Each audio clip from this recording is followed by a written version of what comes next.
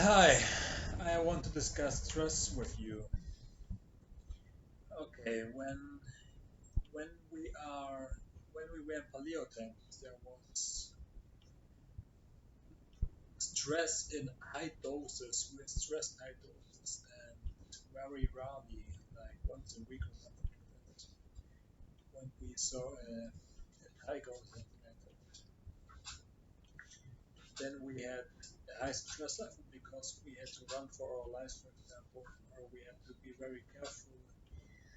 The stress increased. And today we live in a modern society where stress is a constant variable.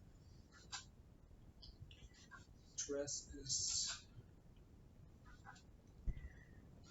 constant, and therefore it changes our behavior. To some extent, it's one factor that influences our thinking, how we think, and how we feel, and how we behave, and our social relationships. And stress is a problem as a factor that it might improve our behavior in the sense that we improve our work,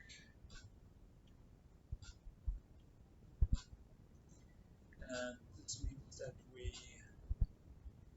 we make progress as a civilization to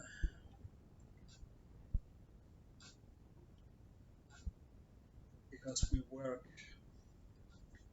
But stress as a factor doesn't mean that we improve our work. It only means that we work, and the causality for which comes first, the stress or the work. Or does the work come before the stress? And to which extent does stress improve our behavior in the sense that we work better? And it's an open question for me how stress is beneficial for society. And if we can reduce the level of stress, we might can make beneficial health benefits and other factors that are good for us. Stress is necessary as a response of, of stressors, outside stressors. We react to a social environment and to an environment that helps us to understand the, our limitations and our our weaknesses and our strengths, and how we behave depends on our environment. And our social environment is one factor, and other factors are, for example, probably animals. And we have adapted to a forest that is a stressor. Forest reduces stress. When you go to a forest, you reduce your stress levels. And when I fought more, I often went to a forest like on a daily basis for several months, and I thought about everything, and I had low stress levels when I thought a lot. And reducing stress might be beneficial to for a thinker, and for working, there might be the best approach for an entrepreneur when you talk to a lot of people, and then you need some level of stress as a necessary response to because the level to how many people you speak how many the level of how many people you speak is unnatural, and you need some kind of stress response as as the component of your workflow. And as a thinker, you need to be you need low level of stress because stress makes you makes you think in different ways, and you think the best form but might come from low level of stress, and we have to consider this variable as a factor on how we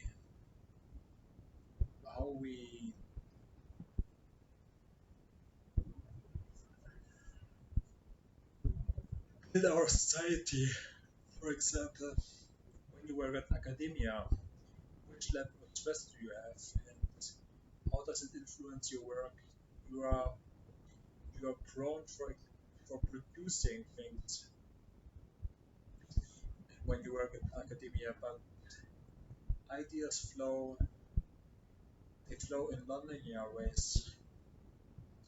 You might have a good idea once a year, and then you have five good ideas in 3 months. And this is not linear, not linear. When you work at academia, you might have a manager or something like that that is that is telling you that you have to produce things, and then you produce, and you don't produce the good work. You produce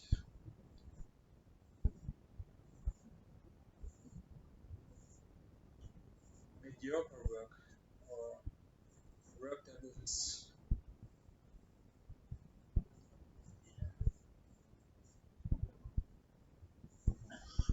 not your best work.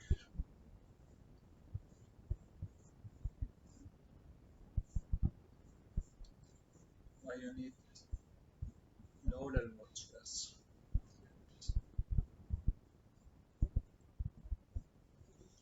Academia attracts lots of talent, but the talent might be there is no reason why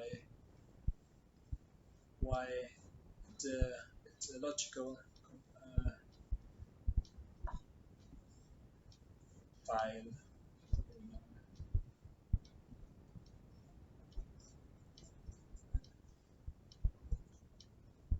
Arrow. It's an arrow. Arrow.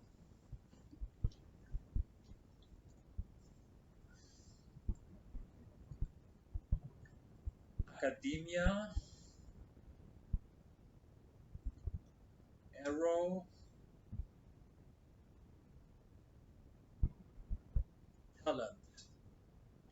Or talent. Or goes the talents to academia, or produces academic talent.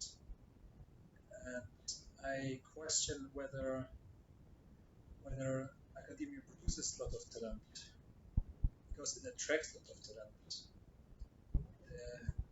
Some of the best minds go to academia, and this is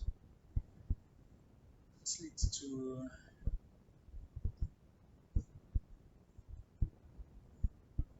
the stress levels might might be not that big as a factor, but maybe this is I don't know the answer because this is what academia produces. Academia produces non-quantified understanding, and I don't know how to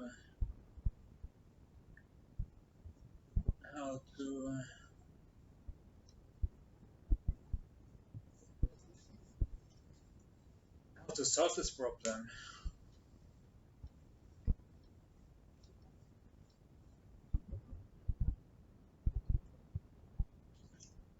quantified mind or quantific understanding that is based on reality. And I invite you to join my project.